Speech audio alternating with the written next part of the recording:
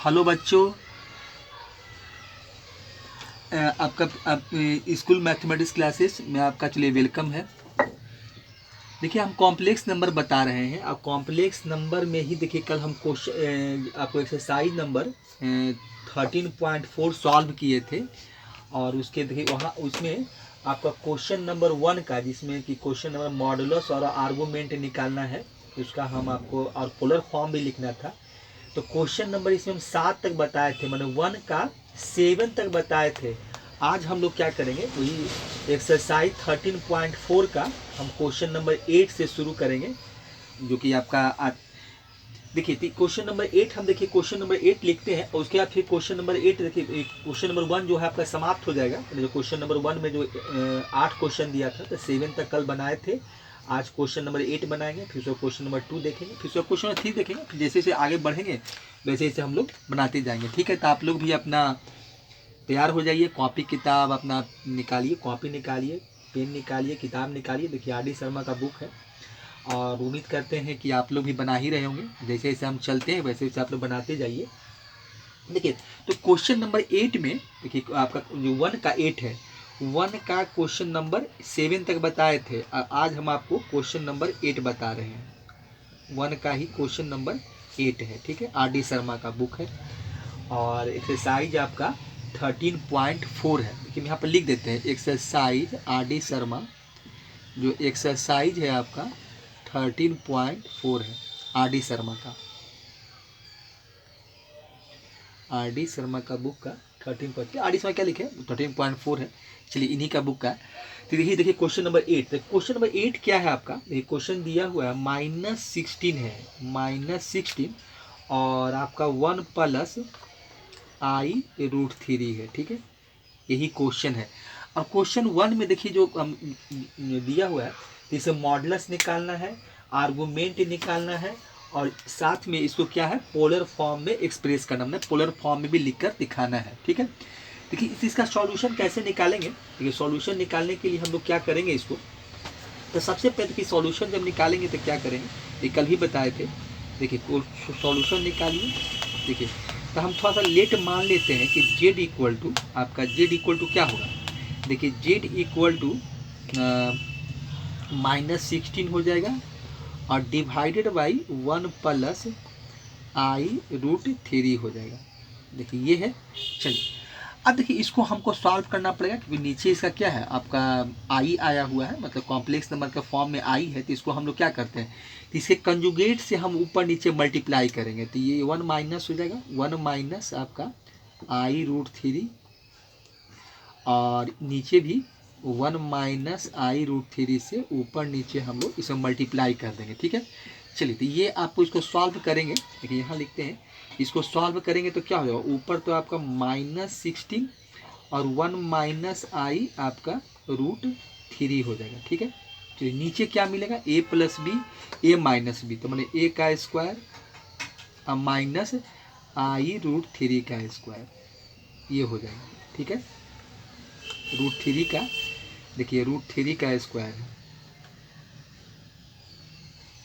देखिए ये हो जाएगा। चलिए अब देखिए इसको थोड़ा इसको हम सॉल्व करेंगे तो -16 हो जाएगा और ये हो जाएगा 1 माइनस i√3 हो जाएगा और नीचे हो जाएगा 1 का स्क्वायर 1 ही मिलेगा और यहाँ से क्या मिलेगा, माइनस हो जाएगा i का स्क्वायर और √3 का भी स्क्वायर करेंगे तो ये 3 मिलेगा। तो यहाँ से वैल्यू मतलब आई तक, आई का वैल्यू क्या होता है, -1 होता है। तो ये हो जाएगा -16 और ये 1 माइनस आई आपका √3 हो जाएगा। देखिए नीचे और नीचे क्या हो जाएगा 1 है और आई का वैल्यू क्या होता है -1, तो ये +1 हो जाएगा और ये नीचे आपको मल्टीप्लाई 3 हो जाएगा। ठीक है, तो हाँ तो 1 से मल्टीप्लाई 3 को करेंगे तो वह 3 मिलेगा, तो 1 + 3 हो जाएगा। तो ये वैल्यू और ये -16 हो जाएगा और 1 माइनस i√3 और नीचे हो जाएगा आपका 4। ये 4 और 4 से काट देंगे, 4 चौक 16 हो जाएगा। इसलिए जेड का वैल्यू जो हमको मिलेगा, तो जेड का वैल्यू देखिए कितना मिला, -4 और 1 माइनस i√3, ये वैल्यू हमको यहाँ से मिलेगा। अब देखिए इसमें क्या करते हैं हम लोग, इसको ब्रैकेट को ओपन कर देंगे। तब ब्रैकेट को ओपन करेंगे तो -4 हो जाएगा, 1 से -4, अब माइनस मल्टीप्लाई माइनस प्लस हो जाएगा, और ये हो जाएगा आपका 4i√3 हो जाएगा। देखिए ये वैल्यू मिलेगा। तो जेड का देखिए यही वैल्यू है। इसमें एक काम हम करते हैं कि हमको सबसे पहले से मॉडुलस निकालना है। तो मॉडुलस निकालने के लिए क्या करेंगे हम लोग, तो मॉडुलस निकालना है मॉडुलस। तो ये क्या, यहाँ देखिए क्या है, तो x बराबर मेरा -4 है और y इक्वल टू आपका वैल्यू क्या है, ये आपका 4√3 है। चलिए अब देखिए मॉड जेड का वैल्यू निकालना जानते हैं। अगर जेड इक्वल टू, देखिए कल भी बता रहे थे, कल इसका थोड़ा सा थ्योरेटिकल पार्ट ही बताए थे, ऐसे हम पहले ही बताए थे लेकिन कल थोड़ा सा रिवीजन करवाए थे।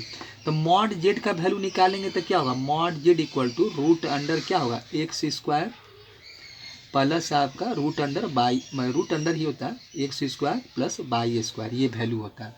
तो यहाँ देखिए क्या हो जाएगा, तो अगर इसका हम मॉड जेड निकालें तो मॉड, देखिए मॉड जेड निकालेंगे तो क्या हो जाएगा, देखिए तो मॉड जेड का वैल्यू निकालिए, तो मॉड जेड निकालेंगे तो ये हो जाएगा आपका √अंडर, एक्स का वैल्यू कितना है -4, क्योंकि x² है √अंडर, तो -4 का स्क्वायर अब प्लस 4√3 का, देखिए 4 आपका √3 का स्क्वायर हो जाएगा, √3 का इसका स्क्वायर। देखिए वैल्यू क्या मिलेगा यहाँ से, तो ये तो 16 हो जाएगा, क्योंकि इवन पावर है तो माइनस है तो प्लस बन जाएगा। तो ये 4 चौक 16 हो जाएगा, अब प्लस 4 चौक 16 और यहाँ से मिलेगा आपको 3, तो 16 मल्टीप्लाई 3 हो जाएगा, क्योंकि रूट भी है स्क्वायर है तो ये सिर्फ 3 मिलेगा, इसका 4 चौक 16 हो जाएगा।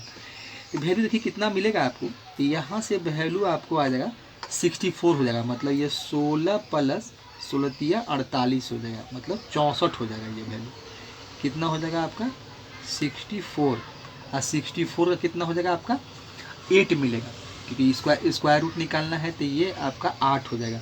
देखिए तो मॉड जेड का वैल्यू हम लोग निकाले तो इसका वैल्यू कितना हमको मिला, 8 मिला। चलिए तो मॉड जेड तो निकाल लिए, तो मॉड जेड हमको कितना मिला, चलिए ये 8 मिला है, ठीक है।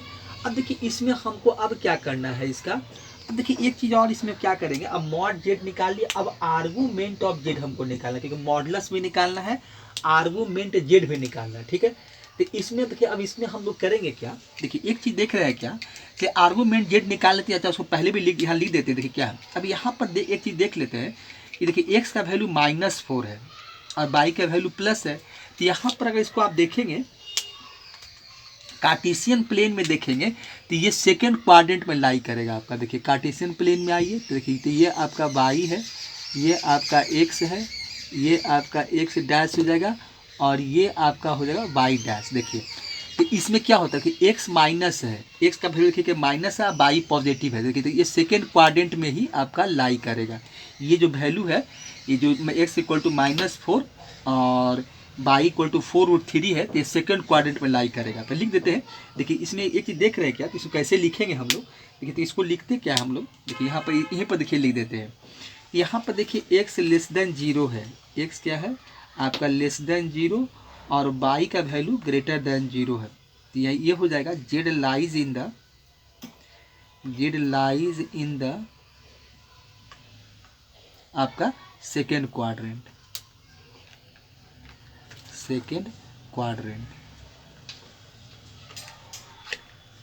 तो जेड कहाँ लाई करेगा आपका सेकेंड क्वाड्रेंट में। चलिए ये पहले लिख लिए। अब यहाँ से हम लोग क्या करते हैं कि tan अल्फा का वैल्यू निकाल लेते हैं। तो tan अल्फा निकालिए, इसे आर्गूमेंट जेड निकालने के लिए tan अल्फा निकालना पड़ेगा। तो tan अल्फा इक्वल टू, देखिए अल्फा यहाँ एक्यूट एंगल होता है, हम कल भी बता रहे थे कि अल्फा जो हम यहाँ पर लेते हैं तो alpha is an acute angle, ये होता है। हम लोग यहाँ पर आप इस चीज़ को लिख भी सकते हैं, ऐसे लिखना भी चाहिए। तो हम लिख देते हैं कि अल्फ़ा जो हम लोग यहाँ पर लेके चलते हैं तो अल्फ़ा लिख सकते हैं कि देखिए इसमें एक चीज़ यहाँ लिख देते हैं, रुकिए यहाँ पर आप एक चीज़ देखिए लिख लीजिए पहले कि लेट अल्फ़ा बी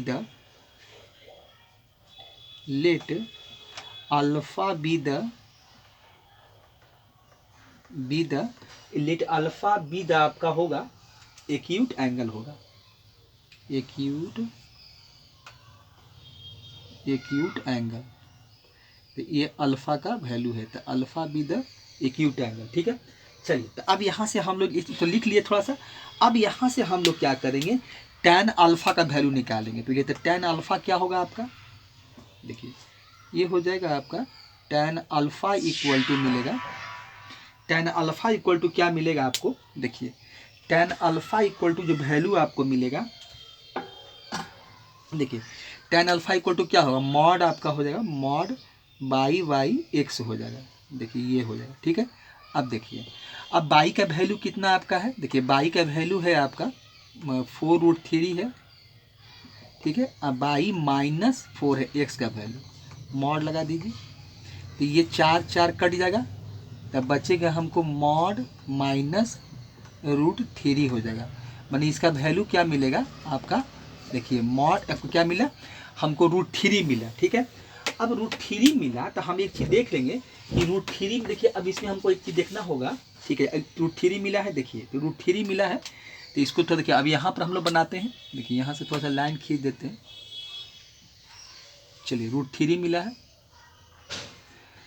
अब यहाँ से हम लोग क्या करेंगे, tan अल्फ़ा देखिए, ठीक है। अब tan अल्फ़ा इक्वल टू हमको क्या मिला है, √3। तो देखिए लिखिए tan अल्फ़ा इक्वल टू कितना है, √3।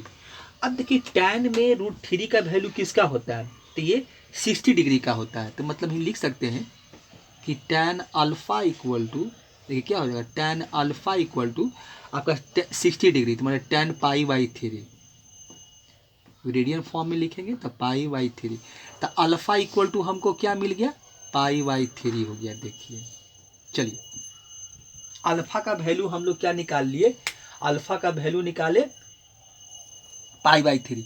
अब देखिए हम यहाँ पहले ही लिख लिए थे कि ये जो हमको इस सेकेंड क्वाड्रेंट में लाई कर रहा है, ये वैल्यू जो देखिए ये वैल्यू क्या है आपका, सेकेंड क्वाड्रेंट में लाई कर रहा है। तो सेकेंड क्वाड्रेंट में लाई कर रहा है तो इसका मतलब ये हो गया कि अब इसको हमको क्या कर, देखिए अब यहाँ से एक चीज़ हम देखेंगे क्या कि सेकेंड क्वाड्रेंट में लाई कर रहा है, इसका मतलब क्या होगा, देखिए यहाँ पर देखिए इस तरह से बनाया जाता है। देखिए इसमें आप इस तरह से लिखिए, इसमें कैसे आप बनाएंगे, देखिए यहीं पर देखिए हम खींच देते हैं। तो सेकेंड क्वाड्रेंट में देखिए यही होगा, यही देखिए तो यही आपका अल्फ़ा होगा, इसी तरह से यही देखिए अल्फ़ा होता है, अल्फ़ा इस तरह से ये दिखाया जाता है। तो अल्फ़ा ये हो गया, तो हमको निकालना है, देखिए तो थीटा का वैल्यू यहीं से यहाँ तक यहाँ होगा, तो थीटा का वैल्यू इसमें ये दिखाया था। तो थीटा इक्वल टू क्या होता है आपका π-अल्फ़ा होता है, π-अल्फ़ा होता है सेकेंड क्वाड्रेंट में, देखिए यही होता है। तो सेकेंड क्वाड्रेंट में इस तरह से लिखते हैं, तो सेकेंड क्वाड्रेंट में क्या हो जाएगा आपका π-अल्फ़ा हो जाएगा, ठीक है। तो यहाँ पर हम लोग क्या करेंगे कि जब आर्गूमेंट ऑफ जेड निकालेंगे, जब यहाँ पर हम लोग आर्गूमेंट ऑफ जेड निकालेंगे तो यहाँ पर क्या करेंगे, तो लिखेंगे सेकेंड क्वाड्रेंट में लाई कर रहा है, Z lies in the second quadrant है। देखिए पहले हम यहीं पे लिखे हुए कि सेकेंड क्वाड्रेंट में देखिए लाई कर रहा है, तो इसलिए हम पहले ही इस चीज़ को यहाँ पे इंडिकेट कर दिए थे कि जेड आपका जो है वो सेकेंड क्वाड्रेंट में लाई कर रहा है। तो जेड जब सेकेंड क्वाड्रेंट में लाई कर रहा है तो argument of z equal to देखिए क्या हो जाएगा, argument of z equal to, तो आप लिखिए आर्गूमेंट, देखिए argument of z equal to आप क्या हो जाएगा, देखिए आर्गूमेंट ऑफ जेड, इसी को हम लोग थीटा भी बोलते हैं, यही आपका थीटा भी होता है। और ये हो जाएगा आपका π-अल्फ़ा हो जाएगा, देखिए π-अल्फ़ा, ठीक है। अब देखिए अल्फ़ा का वैल्यू हम निकाले हुए हैं, तो अल्फ़ा का वैल्यू आपका क्या है, देखिए π/3, तो ये हो जाएगा π- आपका π/3 हो जाएगा। देखिए तो यहाँ से वैल्यू क्या मिलेगा, तो ये हो जाएगा 3π, देखिए ये हो जाएगा आपका 3π हो जाएगा, ठीक है। 3π हो गया। अब माइनस देखिए कितना हो जाएगा, -π हो जाएगा, देखिए पाई हो गया। एलसीएम कितना आएगा इसका, 3 हो जाएगा। देखिए एलसीएम कितना आपका है, तो एलसीएम इसका हो जाएगा आपका 3 हो जाएगा, ठीक है। चलिए तो ये वैल्यू आपको मिलेगा। तो आर्गूमेंट जेड इक्वल टू क्या मिला हमको, 2π/,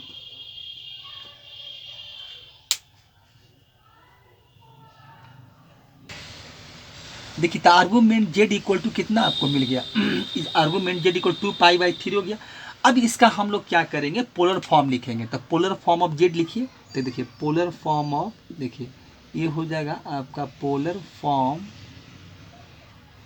of z, z equal to क्या हो जाएगा, आर आपका हो जाएगा आर कॉस थीटा, यही होता है आर कॉस थीटा अब प्लस आई साइन थीटा, यही पोलर फॉर्म में इस तरह से लिखते हैं। अब देखिए तो देखिए आर इक्वल टू क्या होता है, तो मॉड जेड का जो वैल्यू निकाले हैं, मॉड जेड ही आपका आर है। देखिए यहाँ पर क्या है, मॉड जेड इक्वल टू 8 आया है, तो मॉड जेड का वैल्यू ही मेरा आर का वैल्यू, आर का ही वैल्यू होता है।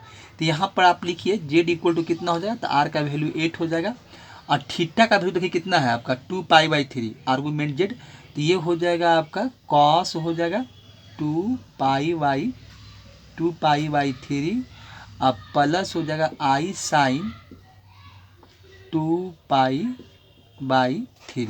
यही देखिए, तो यही इसका आंसर हो गया, यही हमको। तो यहाँ मैंने मॉडुलस भी निकालना था। देखिए तो यहाँ पर देखिए तो क्या क्या हो गया, मॉडुलस भी निकालना था, तो मॉडुलस का वैल्यू देखिए ये आया है, तो ये भी एक आंसर मेरा है। आर्गूमेंट जेड निकालना था, 3 चीज़ निकालना था, और इसको पोलर फॉर्म में लिख के दिखाया था, तीनों फॉर्म में लिख के दिखाए। तो इस तरह से हम क्वेश्चन नंबर 1 का जो आर.डी. शर्मा का जो एक्सरसाइज 13.4 है, जो 13.4 का क्वेश्चन नंबर 8 था। अब क्वेश्चन नंबर 1 देखिए 1 पूरा हो गया। अब इसके बाद हम लोग देखेंगे क्वेश्चन नंबर 2, क्योंकि क्वेश्चन नंबर 1 में 8 ही क्वेश्चन दिए थे 1 2 3 4 करके, तो क्वेश्चन नंबर आपका जो 1 पूरा हो गया। अब देखिए उसके बाद क्या है कि क्वेश्चन नंबर 2 जो है उसको ही पोलर फॉर्म में लिखना है, ठीक है। तो इसको हटाते हैं और क्वेश्चन नंबर 2 लिखते हैं, ठीक है, इसको हटाते हैं। ये क्वेश्चन नंबर 2 क्या है कि आई देखिए राइट लिखना है, राइट देखिए इसमें था आपको कि राइट लिखना है, आई पर पावर 25 है, पूरे पर पावर 3 है, इन पोलर फॉर्म में लिखना है, ठीक है। देखिए तो क्वेश्चन क्या है, सॉल्यूशन निकालते हैं। देखिए आप लोग भी निकालिए। देखिए क्वेश्चन और सॉल्यूशन क्या इसका निकालेंगे तो क्या हो जाएगा। देखिए क्वेश्चन क्या दिया हुआ है, इसको लेट मान लेते हैं, लेट जेड इक्वल टू मान लेते हैं कि लेट आपका जेड इक्वल टू क्या दिया हुआ है, लेट जेड इक्वल टू क्या है, आई पर पावर आपका है 25 और पूरे पर पावर दिया हुआ है 3। चलिए तो इसको और हम क्या लिख सकते हैं, तो इसको हम इतना लिख सकते हैं जेड इक्वल टू क्या हो जाएगा, आई पर पावर आपका 25 या 75 हो जाएगा, ठीक है। अब इसको थोड़ा सॉल्व कर लेते हैं। देखिए तो इसको हम क्या करते हैं, आई स्क्वायर पर स्प्लिट कर देते हैं, तो ये हो जाएगा आई का स्क्वायर, ठीक है। देखिए ये क्या करते हैं इसको कि आई पर स्क्वायर कर देते हैं, अब पावर कर देते हैं 37, तो क्या हो 37 × 74 अब मल्टीप्लाई आई कर देते हैं, तो 75 हो जाएगा आपका, क्योंकि पावर 1 है तो 74 1 75 हो गया।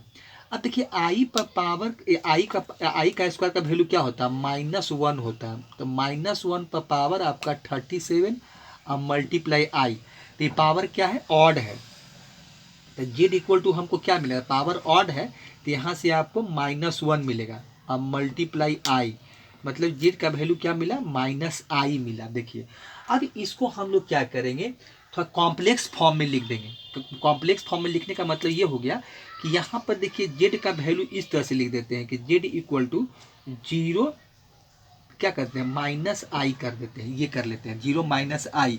तो यहाँ से देखिए एक चीज़ क्या मिलेगा, तो x इक्वल टू मेरा क्या हो गया, 0 हो गया, और y इक्वल टू वैल्यू आपका देखिए -1 हो गया, ये वैल्यू हमको यहाँ से देखिए मिलेगा, ठीक है।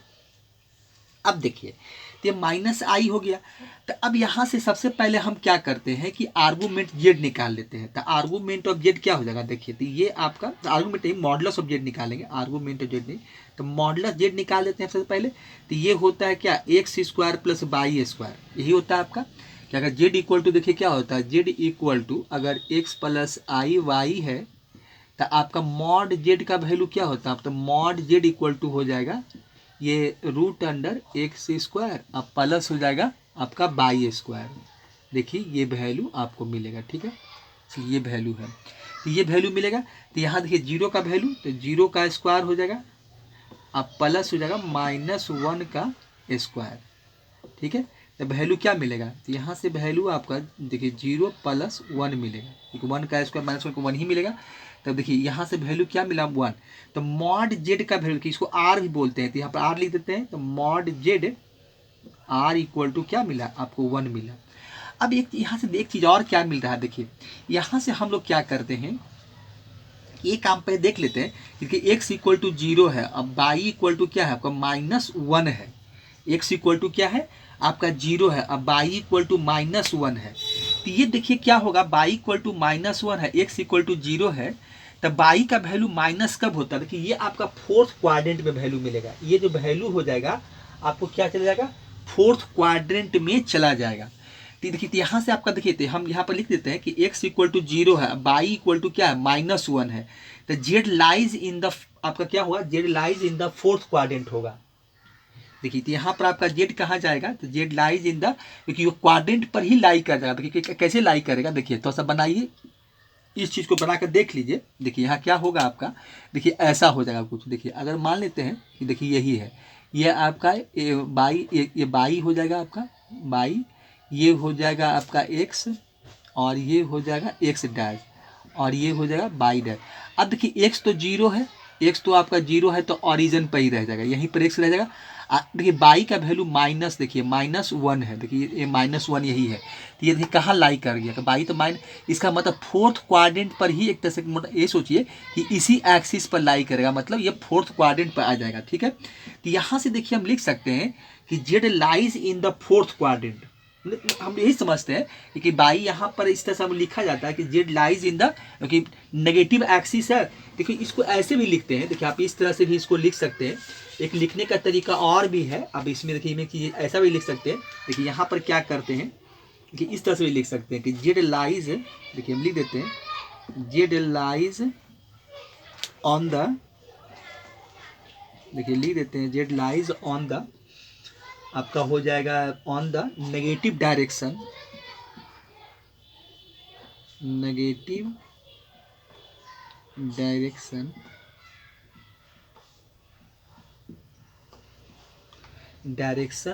ऑफ द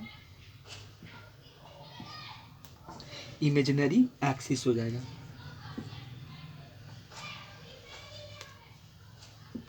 इमेजिनरी एक्सिस इसलिए लिख दिए क्योंकि देखिए ये क्या होता है, ये मेरा रियल एक्सिस होता है और ये मेरा इमेजिनरी एक्सिस होता है। हम जानते भी हैं कि जो एक्स एक्सिस ये रियल के लिए होता है और ये इमेजिनरी के लिए होता है।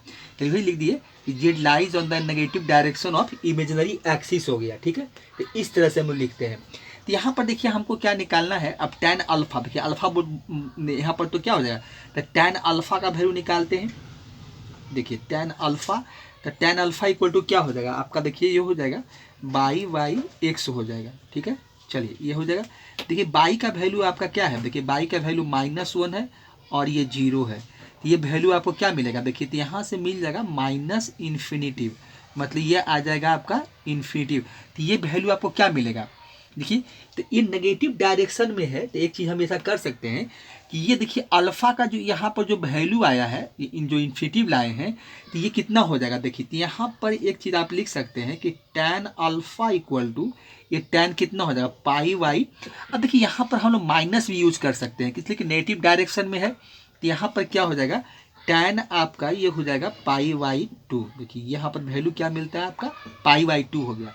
तो यहाँ पर पाई वाई 2 है, तो अल्फ़ा इक्वल टू क्या हो जाएगा, अल्फ़ा इक्वल टू मेरा हो जाएगा देखिए पाई वाई 2।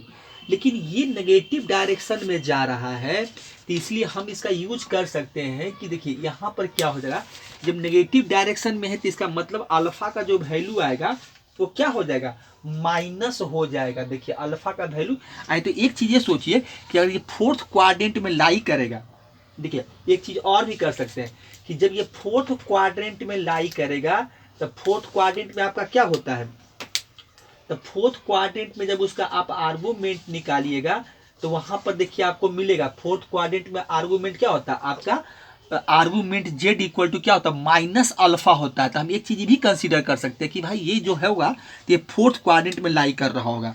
तो मान लीजिए हम ये सोच के चले, तो यहाँ पर अल्फा माइनस नहीं लगाना चाहते तो आप ये कर दीजिए कि अल्फ़ा जो आपका है, ये जो वैल्यू है जेड जो आपका है वो फोर्थ क्वाड्रेंट में होगा, मतलब ये कितना होगा, ये हो जाएगा आपका फोर्थ क्वाड्रेंट। अभी थोड़ा सा लिख देते हैं, ये आपका बिलोंग्स टू फोर्थ क्वाड्रेंट हो जाएगा। देखिए फोर्थ क्वाड्रेंट,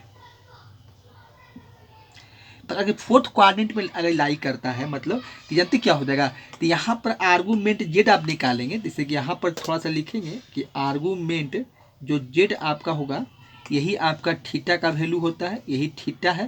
तो जानते क्या होता है, ये माइनस अल्फ़ा हो जाता है और अल्फ़ा का वैल्यू कितना आपका है पाई वाई 2, तो माइनस आपका पाई वाई 2 है। तो एक तरीका ये भी है कि आप इस तरह से भी, और नहीं तो यहाँ भी माइनस लगा सकते थे, माइनस इन्फिनिटी मैंने माइनस पाई बाई टू, और नहीं तो ये फोर्थ क्वाड्रेंट में होगा तो माइनस पाई बाई टू हो जाएगा। इस तरह से हम लोग यहाँ ऐसे भी कर सकते हैं, और नहीं तो फिर हम लोग क्या है, इसी का वैल्यू को हम लोग माइनस कंसिडर करेंगे कि negative direction of x axis है, इसी बाई एक्सिस है, तो यहाँ माइनस क्या इन्फिनिटिव है, माइनस इन्फिनिटी तो alpha equal to minus pi by two हो जाएगा। तो यहाँ पर एंगल इस तरह से भी लिखिए, और नहीं तो ये माइनस पाई बाई टू, इस पर ऐसे भी लिख सकते हैं कि फोर्थ क्वाड्रेंट में भी, क्योंकि ये मान लीजिए फोर्थ ही क्वाड्रेंट में होता, तो फोर्थ क्वाड्रेंट में होता तो आप इस तरह से भी लिख सकते हैं, नहीं तो माइनस यहाँ भी आप यूज कर सकते हैं। माइनस यहाँ पर क्या कीजिए, माइनस लगा दीजिए, और माइनस इन्फिनिटी का क्या होगा, माइनस पाई बाई टू ले लीजिए, क्योंकि नेगेटिव डायरेक्शन में जा रहा है तो माइनस पाई बाई टू, तो भी काम कर सकते हैं। तो ये हो गया। अब देखिए इसी का हमको लिखना है, पोलर फॉर्म में लिखना है, तो पोलर फॉर्म में लिखिएगा, तो पोलर फॉर्म ऑफ आपका क्या हो जाएगा, जेड। तो ये हो जाएगा आपका आर होता है, और होता है कॉस थीटा अब प्लस आई साइन थीटा, यही होता है। चलिए, तो इसका वैल्यू क्या होगा, देखिए आर का वैल्यू कितना लाए हैं, तो 1 है, तो 1 बैठा दीजिए, और यहाँ से ब्रैकेट हम चेंज कर देते हैं, तो यहाँ से आप इस तरह से लिख दीजिए, तो ये हो जाएगा कॉस, अब देखिए थीटा का वैल्यू कितना है, तो ये हो जाएगा आपका माइनस पाई बाई टू हो जाएगा, और प्लस ये हो जाएगा आई साइन थीटा, ये माइनस पाई बाई टू यहाँ ही बैठा दीजिए, ब्रैकेट क्लोज कर दीजिए। चलिए, तो ये 1 हो जाएगा, और ये हो जाए, अब देखिए कॉस माइनस थीटा क्या होता है, कॉस ही थीटा, ये पॉजिटिव ही मिलेगा, और ये हो जाएगा माइनस साइन थीटा होता है, साइन का माइनस थीटा होता था, माइनस साइन थीटा, तो यहाँ आई आपका साइन हो जाएगा पाई बाई टू, और यही इसका आंसर हो जाएगा। तो यही इसका पोलर फॉर्म में लिखा जाएगा। तो ये इस तरह से हम लोग वैल्यू निकालते हैं, ठीक है। तो यही यहाँ पर हम लोग पोलर फॉर्म में लिख देते हैं। तो इस तरह से क्वेश्चन नंबर आपका 2 पूरा हो गया, ठीक है। अब हम लोग इसके बाद जो है क्वेश्चन नंबर 3 देखते हैं, ठीक है। चलिए।